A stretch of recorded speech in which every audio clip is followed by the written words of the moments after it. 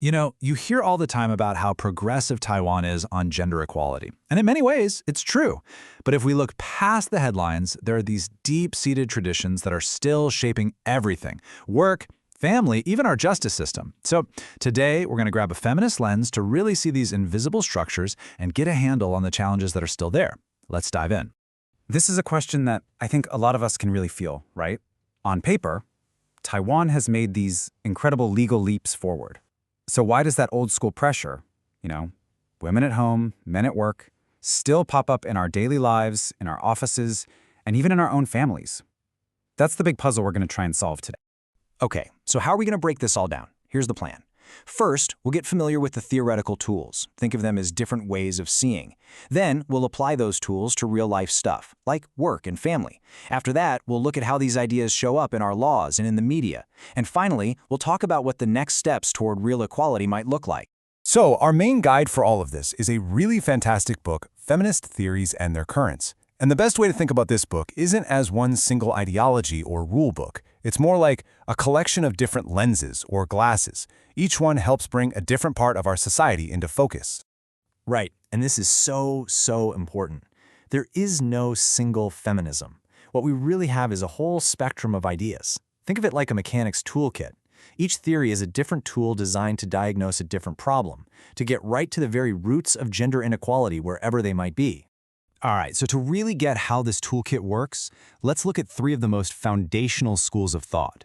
These are basically the core frameworks, the real backbone of modern feminist analysis.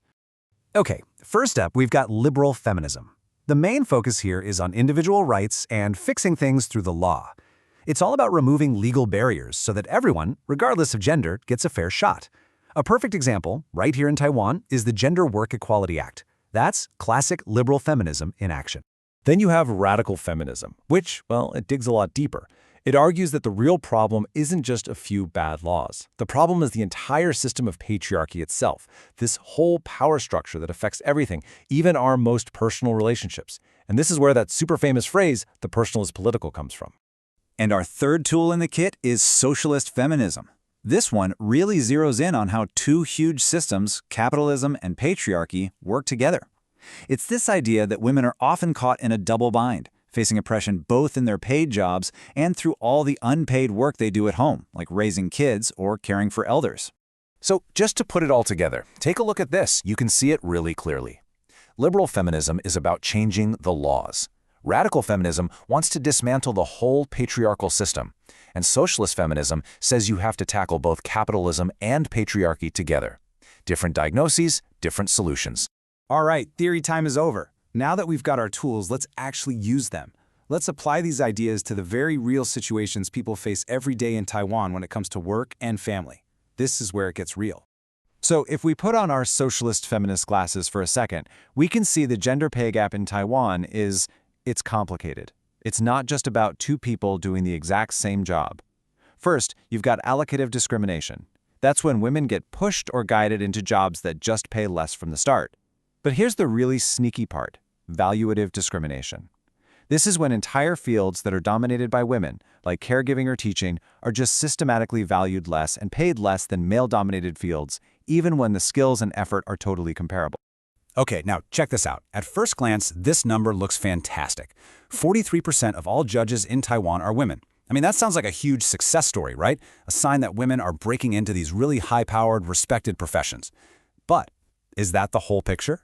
And there it is. When you dig just a little deeper and look only at the high-level judges, the percentage of women drops. This is the glass ceiling, right here in the data. Women are absolutely getting in the door, but something is stopping many of them from reaching the very top floors. The system itself seems to have a filter. So what gives? What is this barrier made of? Well, a huge piece of the puzzle is cultural. That deeply ingrained value of filial piety, or xiaodao, is so important. But in practice, it often means that the responsibility for taking care of aging parents falls squarely on the shoulders of women. This unpaid work becomes a kind of second shift, a cultural tax, that makes it incredibly difficult to compete for those top-level jobs that demand everything from you. And these invisible forces, they don't just stop at your paycheck or your career path.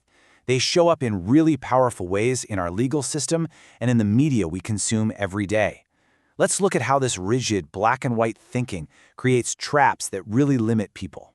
Okay, this next concept has a bit of a mouthful of a name, but the idea behind it is actually super simple and honestly pretty damaging. It's this trap of reducing incredibly complex situations down to just two opposite choices. When we talk about sexual violence, for instance, it's the idea that a victim has to be either a perfect victim who fought back tooth and nail or a passive victim who didn't. There's no in-between. And this is where Professor Wang Xiaotan makes such a powerful point. Think about it.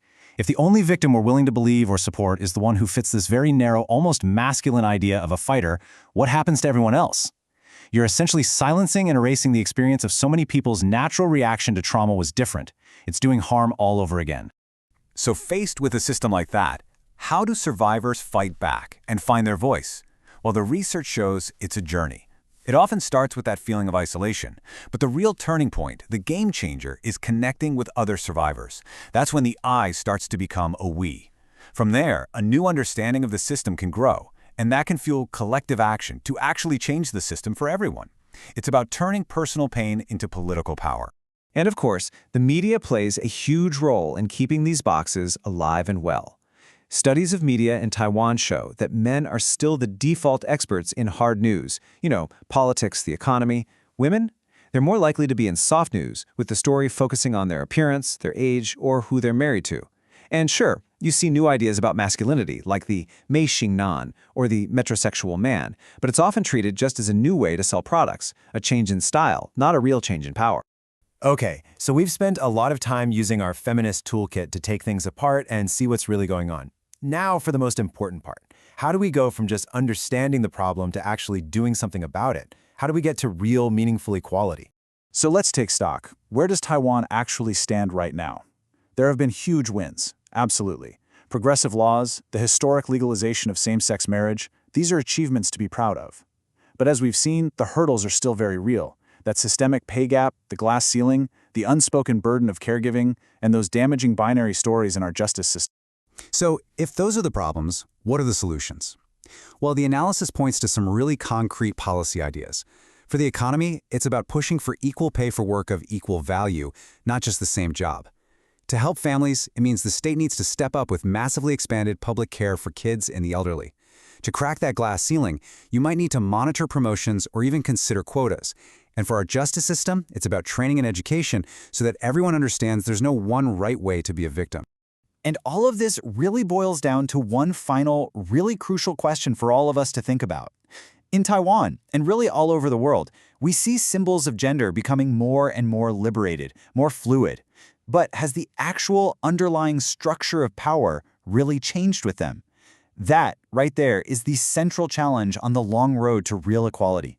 Thanks for digging into this with me.